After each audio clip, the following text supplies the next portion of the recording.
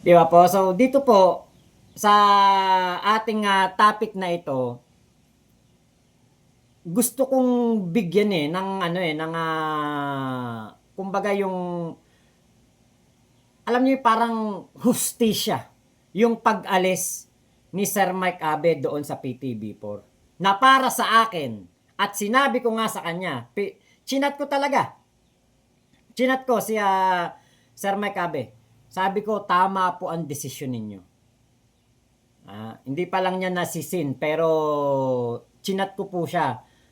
Sabi ko sa kanya, "Tama po ang desisyon niyo." Kasi napanood ko po yung video clip ng, kanyang, live na kung saan yun daw po ang naging dahilan ng kanyang pag-alis sa PTB4, Radyo Pilipinas, IBC 13. Alam niyo po, ako ay, sumusuporta sa ating Pangulong Bongbong Marcos. Hindi po maikakaila na ako ay, supporter ni PBBM, sinusuportahan ko ang kanyang gobyerno, ang kanyang mga proyekto, ang lahat ng ginagawa ng ating Pangulong Bongbong Marcos ay sinusuportahan ko. At ganoon din si Sir Mike Abe. Si Sir Mike Abe po ay, PBBM yan. Ah, PBBM yan. Kaya po si Sir Mike Abe, ang kanyang, ginagawa, tinutulungan niya si PBBM na i-expose ang kung anumang mga katarantaduhan na nalalaman niya sa gobyerno ni PBBM. Ako malaki ang tiwala ko kay, Sir Mike Abe. Malaki ang aking paghanga sa kanya. Ako po ay, kung maaga ako magising, nanonood ako ng live niya. Minsan nagko-comment, minsan hindi. Pero ngayon, tinanghali ko ng gising, meron siyang live, hindi ko po napanood. At nakita ko rin, mga 1 week siyang hindi nag-live. Nitong mga nakaraang araw, sa kanyang, YouTube channel, upload lang siya. Hindi po siya nakakapag-live. Ako, kumbaga, sumusuporta ako sa mga tao na sumusuporta kay PBBM at ako po hindi po ako hindi po ako yung kumbaga tatahimik lang o magsasawalang kibulang. Kung sakaling katulad nito, may nangyari po na ganito kay Sir Mike Abe, syempre bilang kaibigan natin, mabait sa akin si Sir Mike Abe, at tiwala ako sa kanya, kaya sabi ko, aking bibigyan ng hustisya itong pag-alis ni Sir Mike Abe. Meron po kasing ilang mga tao na meron pong mga ilang tao na parang kinokondena ang ginawa ni Sir Mike Abe. Meron pong meron pong iba na binabati ko siya kung ano-anong sinasabi patungkol sa kanya. Pero ako po, naniniwala ako kay Sir Mike Abe dahil nandoon siya mismo Na-experience niya mismo kung ano ang mga nangyayari doon sa PTB4. Eto hindi ko na lang to, kumbaga, dapat po ninyo itong malaman. Alam nyo ba, minsan nagla-live si Sir Mike Abe. Napansin nyo ba yon? Ewan ko lang kung nakita nyo yan sa, sa live niya sa Facebook. Naka-live siya. Merong langaw na dumadapo-dapo kay Sir Mike Abe. Biruin mo, studio, nilalangaw. Naka-live si Sir Mike Abe, nilalangaw siya. Ewan ko lang kung natatandaan ni Sir Mike Abe. Nakita ko yan, nilalangaw siya. Ginagano niya yung langaw. Diba? Kapag nilangaw ang studio mo, ibig sabihin nun, meron ng hindi magandang dyan. Meron ng hindi magandang nangyayari dyan dahil nakapasok ang langaw. Ngayon, ito po yung video clip na kung saan sinasabing dahilan daw po ng pagpapatigil ng show ni Sir Mike Abe. At ang nagpatigil nga daw po nito ay si Dave Gomez. Dahil hindi daw po nagustuhan ni Dave Gomez ang ginagawa ni Sir Mike Abe na pagbatikos sa gobyerno. Yan. At Nanay Lorena Silverio, ayan, hello po. So ito po yung video, ipe-play ko at re-reaction na natin. Ito, huwag tayong lalayo. Ganun ho talaga kasi na kumakarating. Alam ba nyo dito sa PCO, Presidential Communication Office, may problema rin. O hindi ko nilalahat. Dito lang sa Channel 4 may problema rito. Walang development dito kasi para dito nagpapalit ng damit kasi ang mga manager dito eh. Every 3 months, every 4 months nagpapalit ng manager.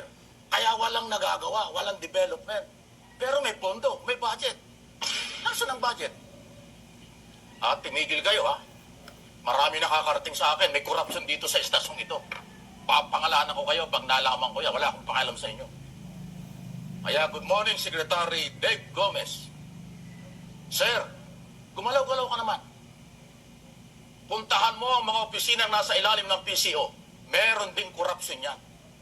Ang magagalit, guilty. At magalit kayo, mag-guilty kayo, wala akong pakialam sa inyo. Sobra na eh. Saan ka naman nakakita ng... Naku, sandali. Gusto niyo bukahin ko na? Gusto niyo isa-isahin ko ng problema rito?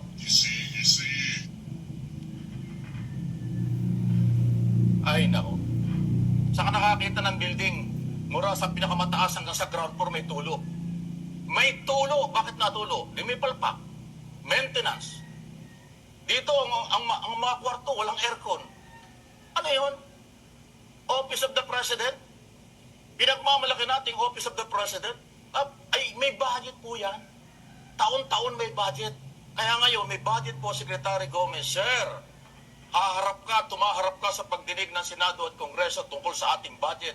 Ilaban mo naman ito. Linisin mo ito. Papalit-palit tayo rito ng manager. Hindi ko alam kung anong ginagawa nila. Diba? Sa totoo lang, ha?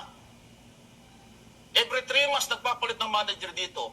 Magagaling yung mga napili, pero nagsisimula pa lang sinibak na. O, ano magagawa? Naglagay ka rito ng manager na pangmatagalan, na re-reforma ng problema sa PCO at Office of the President, lalo na sa PTV. Kahit dyan sa Radyo ng Bayan, Radyo Pilipinas, akala nyo, marami rin problema dyan.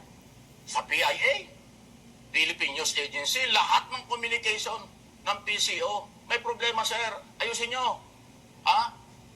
Hindi lang ang pagpapatunay lang po ito, mga kaibigan, na hindi lang ang DPWS ang may problema sa paggamit ng pera, paghawak ng pera, proposed project at budget every year. Maraming ahensya ng gobyerno ang may ganyang problema. Iisa-isahin ko yan pag dumating ang araw. Inuna ko lang, baka sabihin niya ng mga nakikinig, Mike, binabanatan mo kami, pero yung opisina mo, hindi mo nasisilip. Ayan, inuna ko. May problema kami rito. Baka sabihin niyo, Mike, manalaming ka. Yan ang ginagawa ko. Sasabihin ko kung saan ako nandoon, sasabihin ko kung ano nangyayari, bago ko sabihin ng iba. Para hindi niyo masilip na may pinagtatakpan tayo. Office of the President ito, pero hindi alam ng Pangulo, maraming problema, sir. Pakiayos lang po, dahil kaya tuloy-tuloy tayong pagbabayad ng buwis, bilyon-bilyon, trilyon ang budget natin taon-taon, alam mo lang nangyayari. Nakakahiya tayo, sa totoo lang. Inuulit ko, ang magagalit sa sinasabi ko, guilty. Kung galit kayo sa akin, bahala kayo sa buhay nyo. Okay? Wala, sobra na eh. Ayaw ko ng plastikan, ayaw ko ng budol, ayaw ko na nagsisinungaling. Gusto ko yung totoo. Dito sa Mike Abby Live, totoo. Pag tama, tama. Pag mali, mali. Mayroong korupsyong nangyayari kahit sa opisina ng gobyerno. Kahit dito. Alam nyo, hindi ko alam yan. Ang isang kalukuhan niya rito, tapos na. Kailan ba nag-eleksyon? Nangako sila, nagpapirma ng mga dokumento. May allowance daw mga tao rito. Masarap ng buhay nung nahalal, wala pa yung allowance. Nasaan ang pera? Paliwanag kayo. Nasaan ang pera ng mga tao? Pinagpirma nyo ng dokumento, may allowance yung mga news anchor dito sa PTD nung last election. O ano nangyari?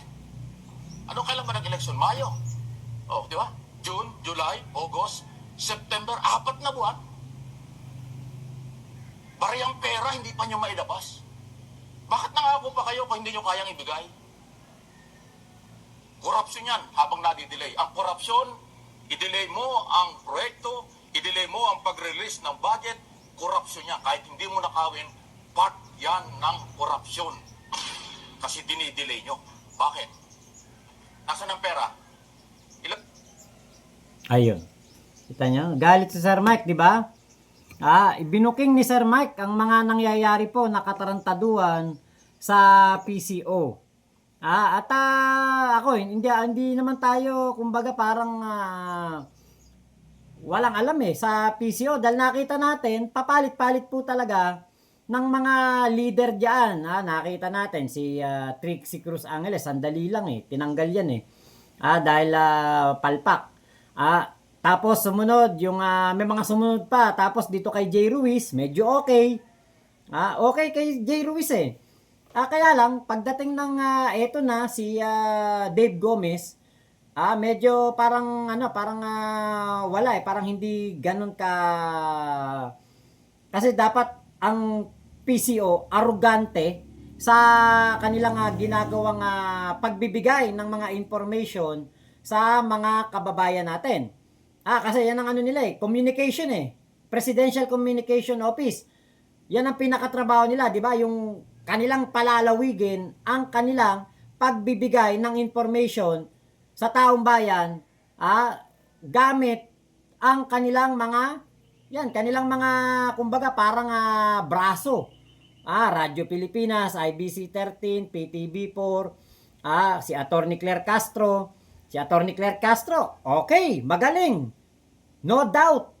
Kaya nga hindi siya naalis katulad ng pag-alis ni Sir Jay Ruiz, hindi kasama si Attorney Claire Castro dyan. Na-retain siya, hindi siya inalis, siya pa rin ang ating Palace Press Officer. Diba? Kita natin, ang galing ni Attorney Claire Castro Talagang totoo. Ayon sa batas, talagang nang sosoplak to ng mga DDS na bobo. Diba? Pero dito sa kaya Dave Gomez, ewan natin, hindi natin alam. Di naman natin siya nakita naging active katulad ni Jay Ruiz. Kita natin si Jay Ruiz, humaharap sa mga sa mga press con, sa press briefing. Nakita natin siya mismo. Nagbabalita siya mismo sa ating mga kababayan.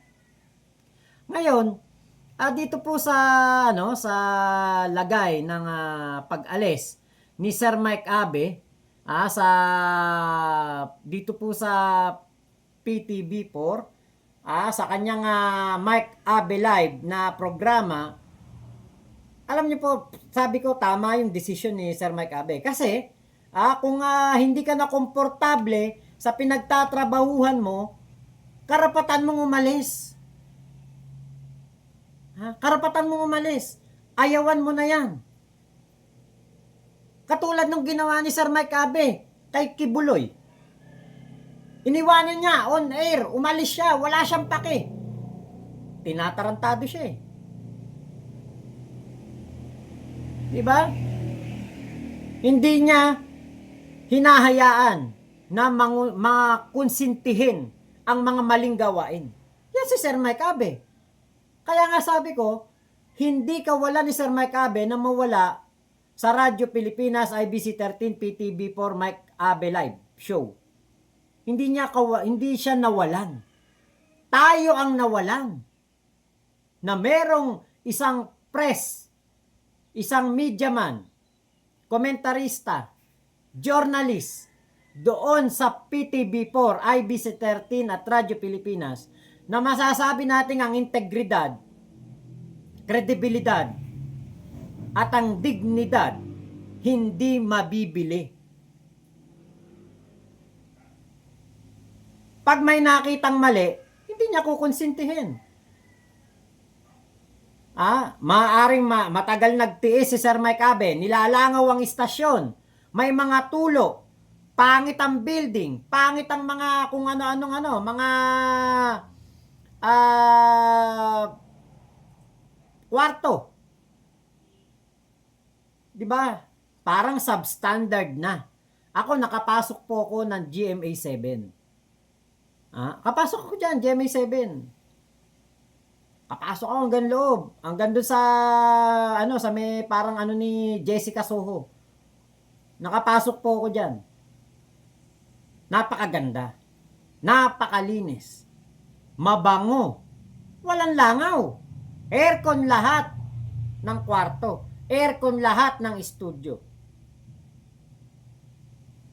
GMA 7 yun. Hindi yun gobyerno. Di ba dapat kapag gobyerno, mas maganda? Bakit diyan? Parang bulok yata ang building ng PTB4.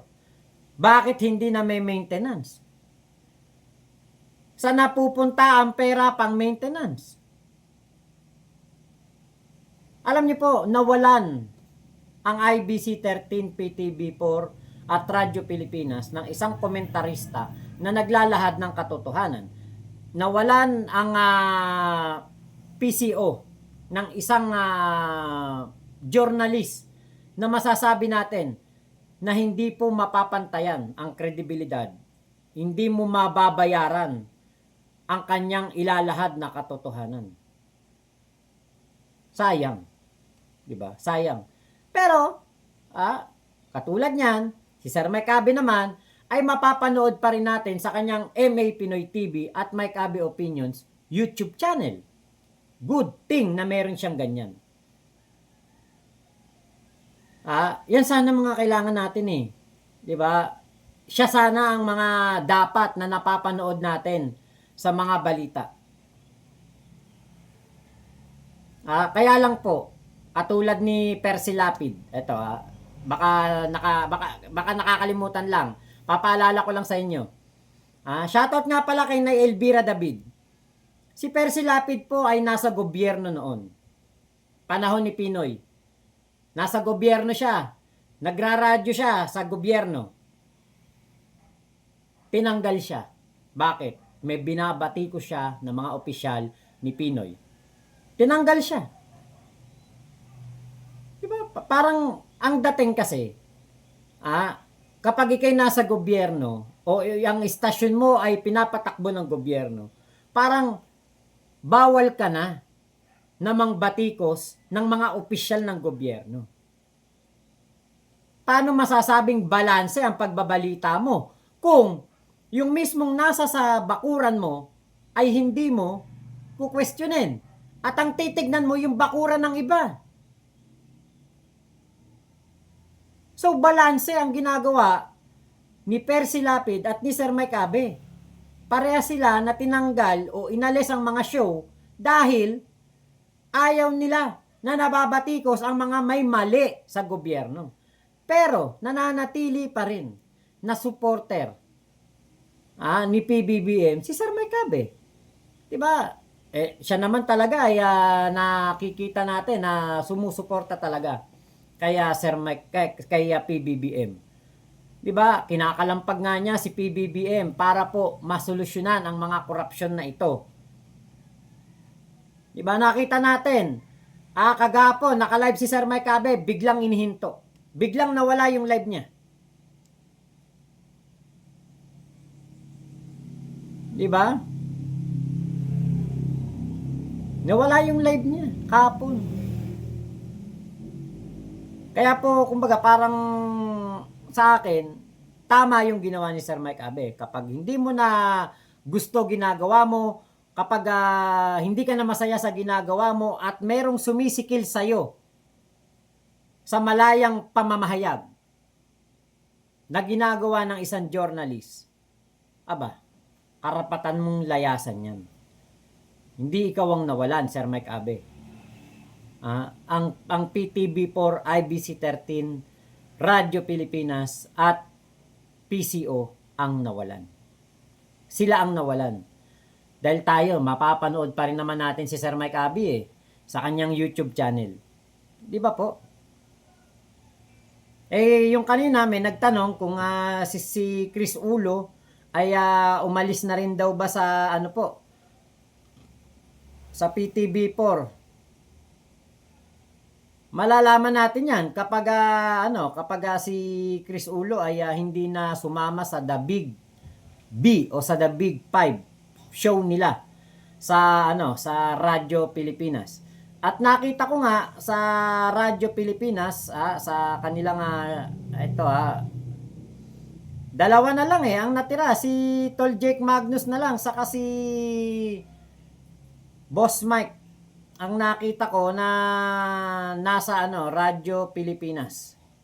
Yung sa show nila, dalawa na lang yon. Sila na lang dalawa nakita ko nung kahapon ko yata nakita yung ng Radyo Pilipinas Okay. Okay, tignan natin kasi hindi ko to napanood last Saturday eh. Pasyalan natin etong kung ano yung okay. Parang si Jake Magnus lang ang nakita ko eh, saka si Boss Mike eh. Ano po natin muna, tignan ko para makapagpatuloy lang tayo ng ano, tignan lang natin kung sila nga lang ba talagang dalawa. Nakita ko kasi eh, si Boss Mike lang. Ngayon, kung si Tol Chris Ulo ay wala bukas sa Radyo Pilipinas, baka nga umalis na. 'Di ba? Pero ang alam ko may kontrata sila diyan eh. Ewan ko lang kung pwede ba silang umalis ng agad-agad. Kung pwede ba sila na hindi magpunta sa show nila o yung kumbaga yung bigla silang hindi attend ng kanilang show. Hindi natin alam kung ang kontrata ba nila diyan ay per ano tawag dito yung per show o per ano ba to? Per month, per year ang kanilang kontrata kasi kapag ganun obligado silang tapusin ang kontrata nila. Di ba po? Alam niyo sa totoo lang wala namang masama sana kung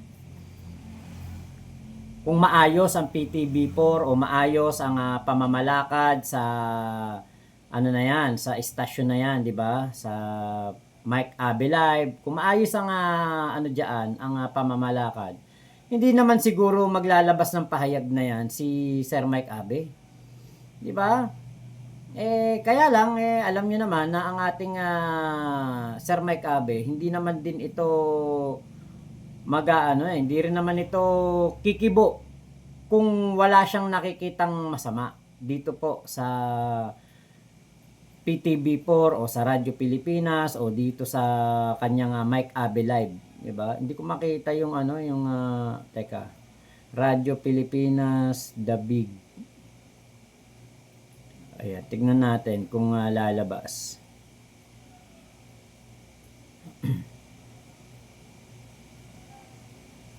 Okay, hanapin natin yung yung kanilang show mismo. Kasi yun po yung gusto kong makita eh.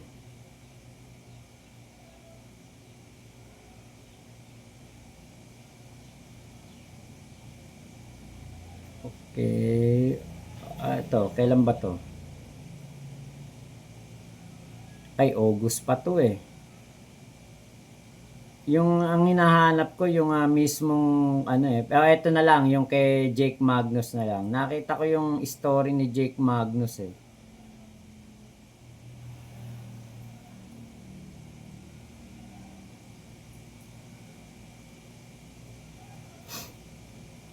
Ayan dalawa lang sila ni Boss Mike. Ayun. Nung last Saturday lang yata ito, dalawa lang sila. Hindi ko po alam kung umalis na si Chris Ulo. May message na natin si Tol Chris Ulo. Yan.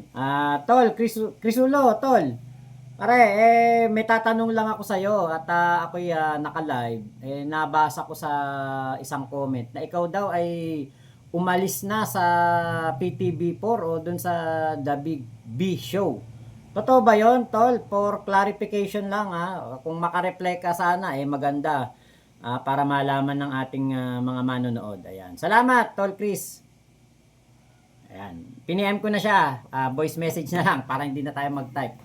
Tingnan natin kung hanggang matapos tong live natin sasagot ba si Chris Ulo.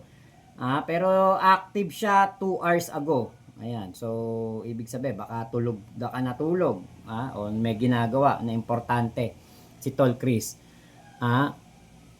Sabi nga ni Chris Ulo kahapon sa live niya, okay. Ate Channel Paris, 'di ba? Kung totoo po 'yan, wala tayong magagawa. Wala namang sapilitan dito, 'di ba? Wala namang kumbaga ikaw pipilitin na sumama sa ganyan. 'Di ba? Kung ayaw mo na, nasisikipan ka na sa ginagawa mo, hindi ka na komportable, 'di ba? Aalis ka na talaga at karapatan mo 'yan. Walang makakapigil sa iyo. Hari ka ng kalooban mo, reyna ka ng kalooban mo. 'Di ba? Ikaw ang mamumuno sa iyong sariling kaharian. Kaya kung nagawa man 'yan ni Sir Mike Abe, nagawa man 'yan ni Chris Ulo, kung meron silang nakikitang mali, meron silang nakikitang pangit dito sa kanilang pag-show sa Radyo Pilipinas, sa PTB4 IBC13, sa PCO, 'di ba po? Karapatan nila 'yan. 'Di ba? Tama lang 'yon. Kaya po, 'di ba? Sana maisip ni ni PBBM na meron pong ilang mga tao na maaring sinisira ang kanyang ginagawang pamumuno. Sa pamamagitan ng mga korupsyon at mga katulad niyan, nabanggit ni Sir Mike, news anchor ng PTB4 daw po noong eleksyon ay meron daw pong allowance ang mga news anchor ng PTB4 pero hindi daw po ito ibinigay. Ang tanong, saan napunta yung pera? Bakit hindi binibigay? Pwede bang idahilan nila diba, May, June, July, August, September na, 4 na buwan na. Ay naku, hindi pa ready yung yung pera. Putya, napakadaling bunutin yan sa bulsa, napakadaling i-withdraw yan sa bangko. 'Di ba? Bakit hindi agad maibigay? So, ibig sabihin, merong ibang nakinabang, merong ibang nabigyan ng pera, or merong iba na merong iba na kumbaga merong ibang kumuha ng pera. Kasi bakit hindi naibigay sa mga news anchor? 'Di ba? Sabi ni Bongbong, tang ina daw niya. Bongbong, kung buong pamilya mo minumura mo, tama lang 'yan kasi bobo ka 'Di ba? Sabi ni Bongbong dito, tang ina daw ang buong pamilya niya. Ayan. So, salamat Bongbong, pinaalam mo sa amin na bobo buong pamilya mo. Ayan. Block na natin kasi baka magkalat pa dito tong Bongbong na to Paki-block nyo na po, yung Bongbong. Bobo Bawal bobo dito sa live namin. Dito mo pa binubuking yung buong pamilya mo na bobo. Na pamilya kayo ng bobo, Bongbong.